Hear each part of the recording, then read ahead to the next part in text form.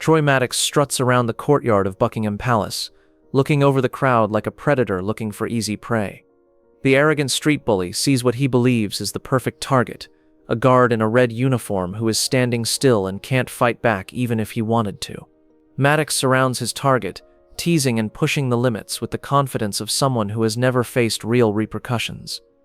But what happened in the next 3 seconds shocked everyone in the crowd. Troy would never do that again after what happened.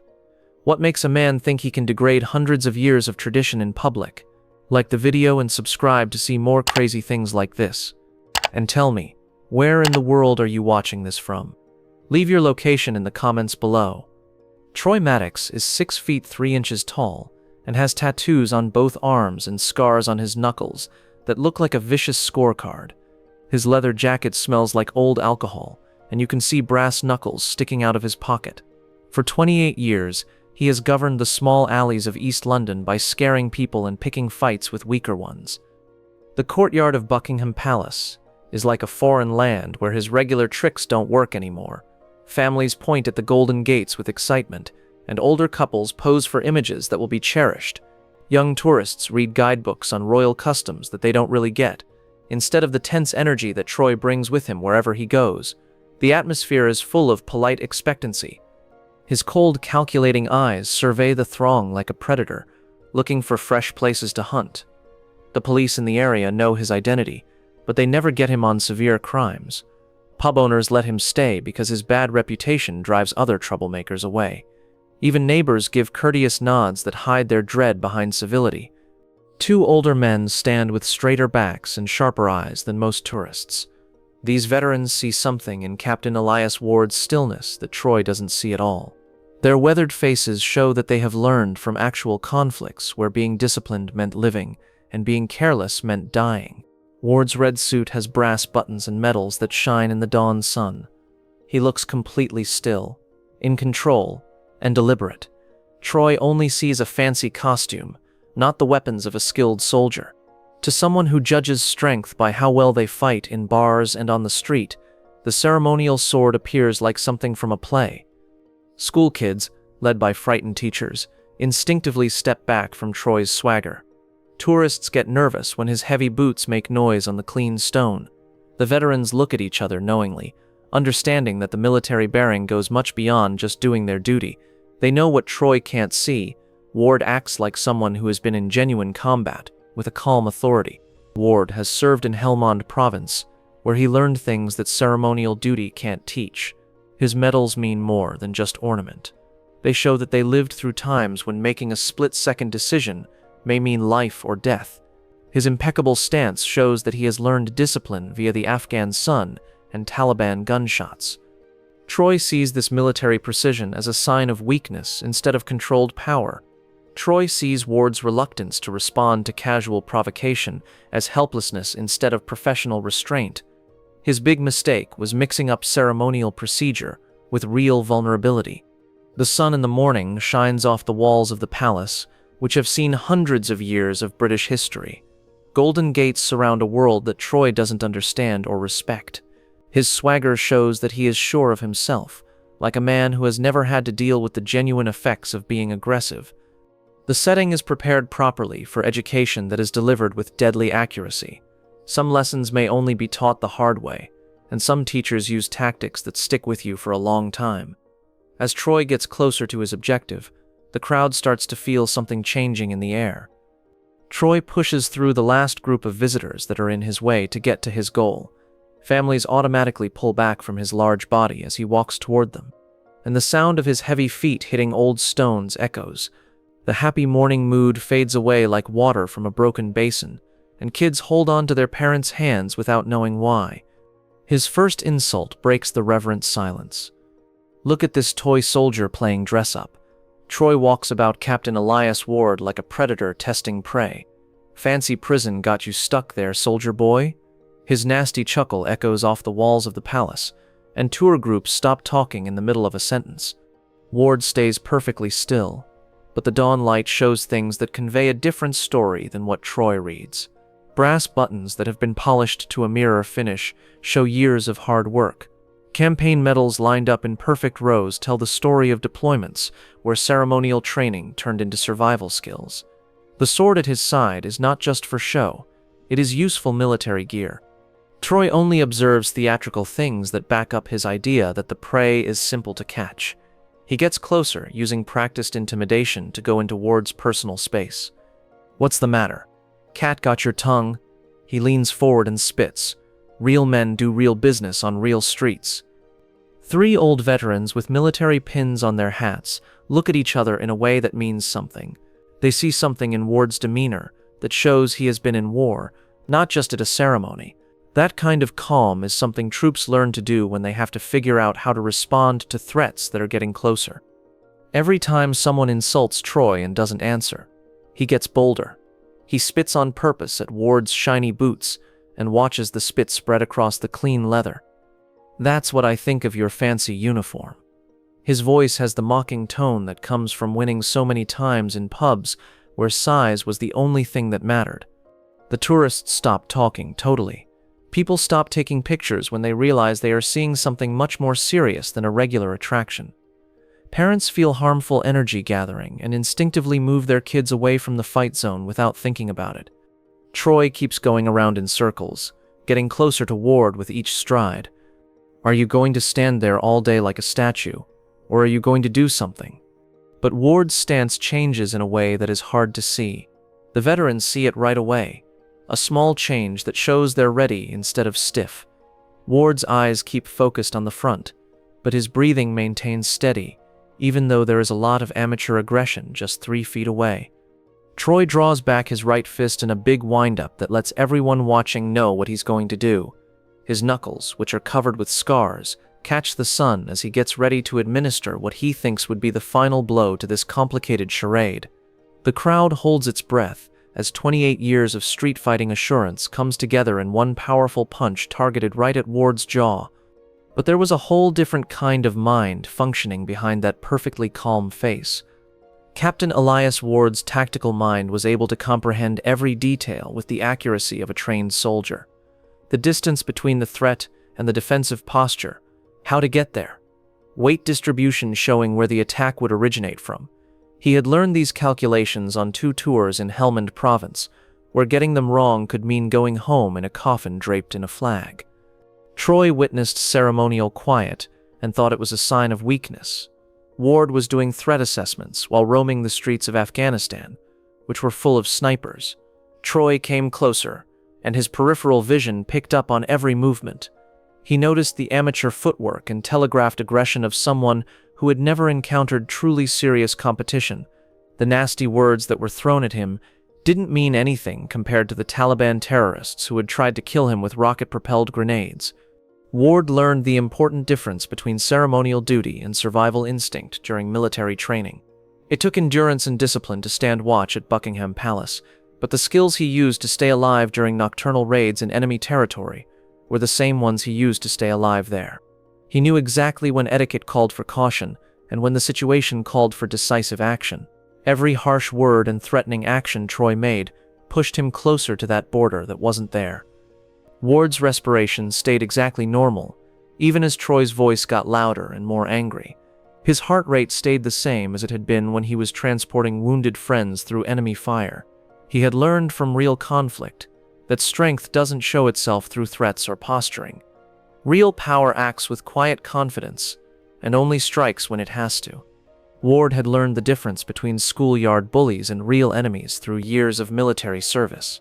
Taliban fighters had tried to assassinate him with advanced weapons and well-planned strategies.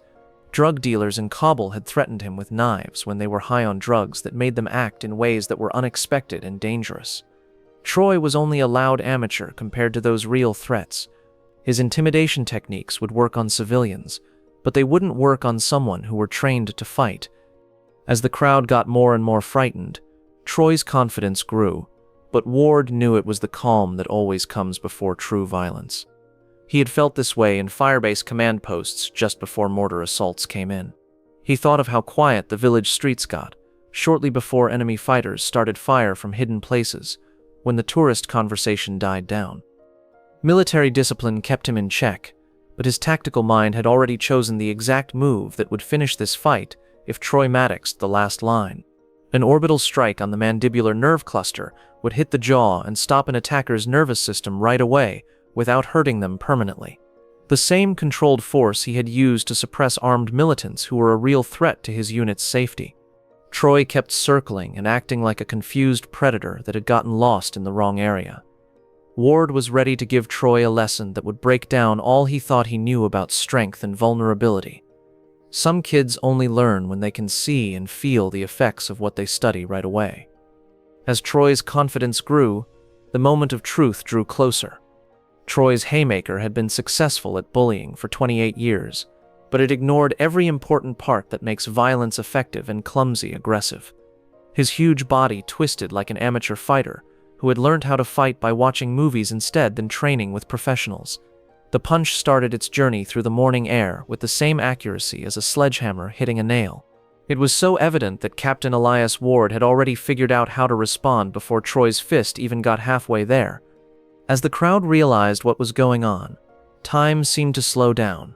The cameras stopped clicking as the kids got closer to their parents.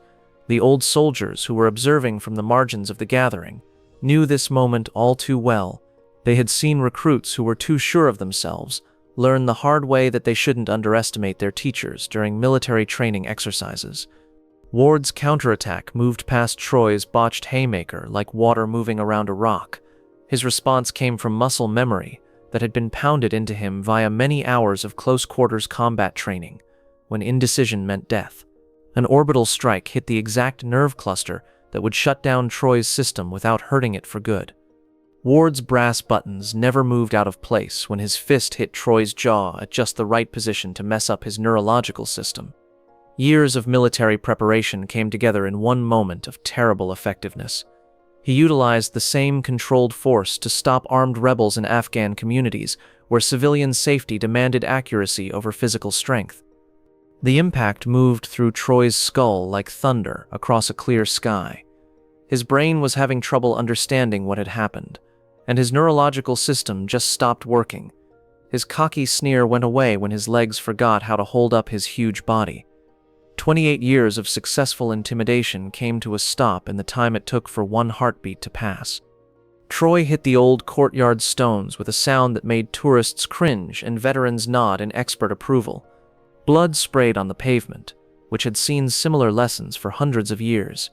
3 teeth were strewn like white dice, each one showing how much it costs to confuse discipline with weakness. People in the crowd gasped as they saw the street bully's world fall apart in real time.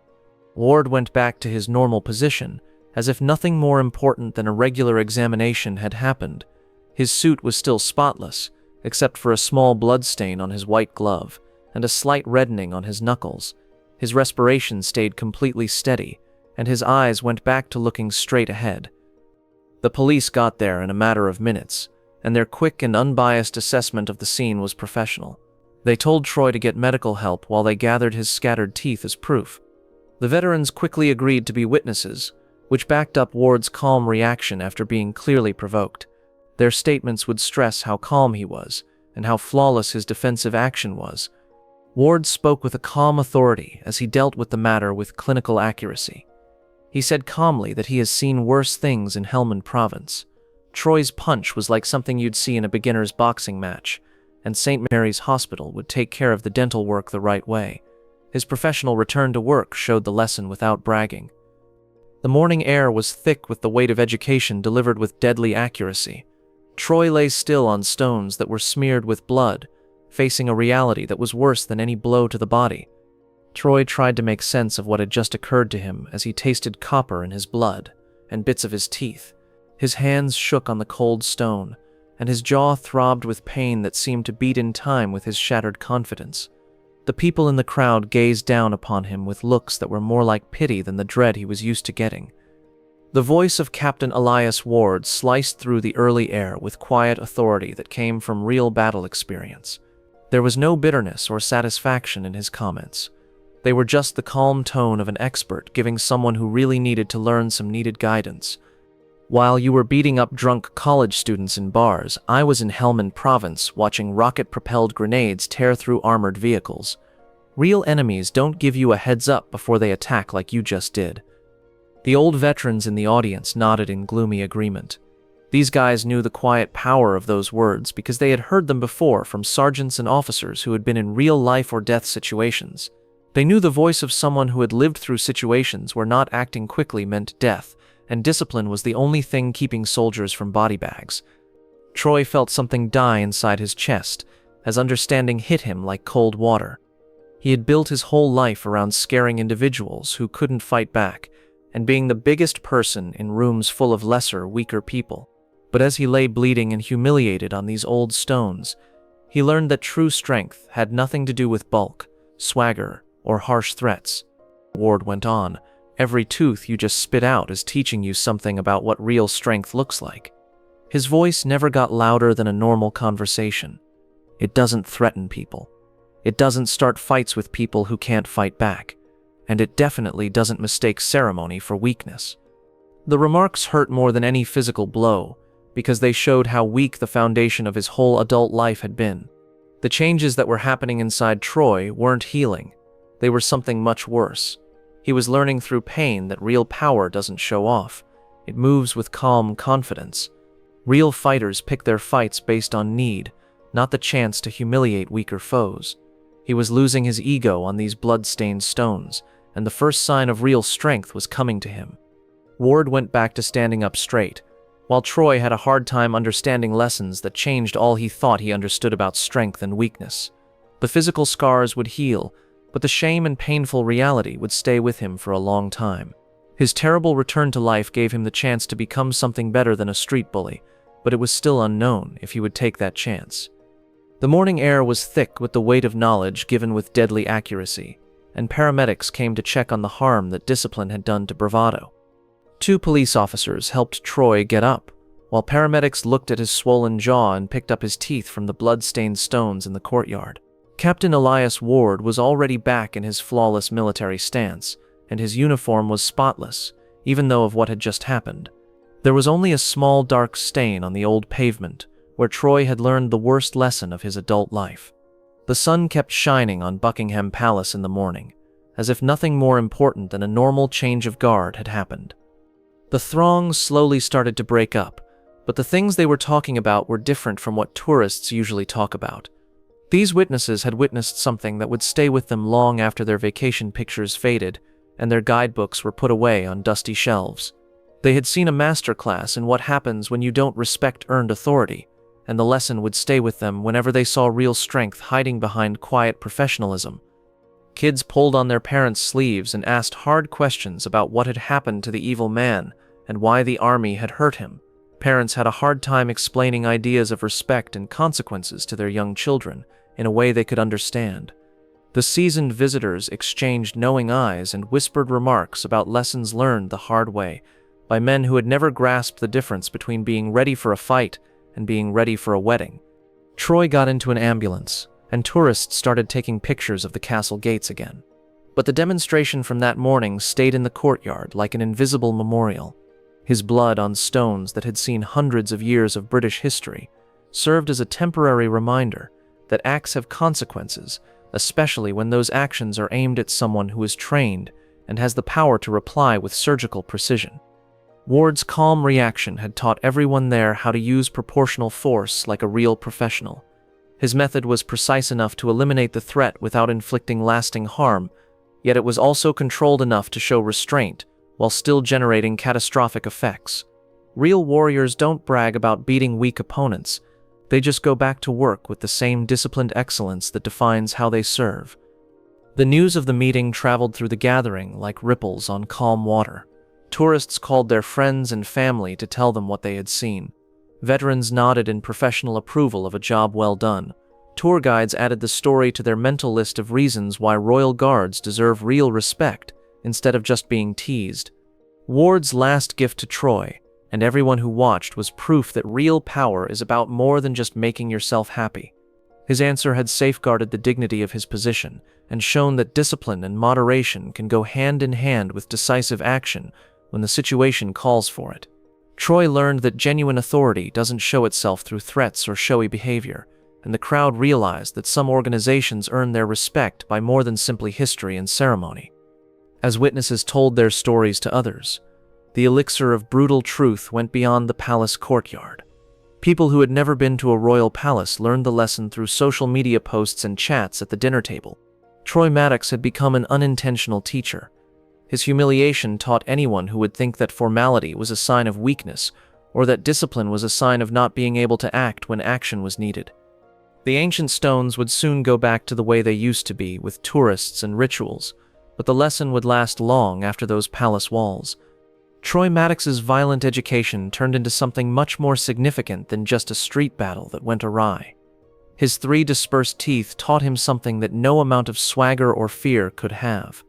Real strength comes from discipline, not dominance, and from deliberate response, not mindless attack. Captain Elias Ward's surgical accuracy showed what real power looks like when it has to act. His forbearance until the last moment, followed by crushing effectiveness, showed the difference between ceremonial duty and being ready for battle. Real warrior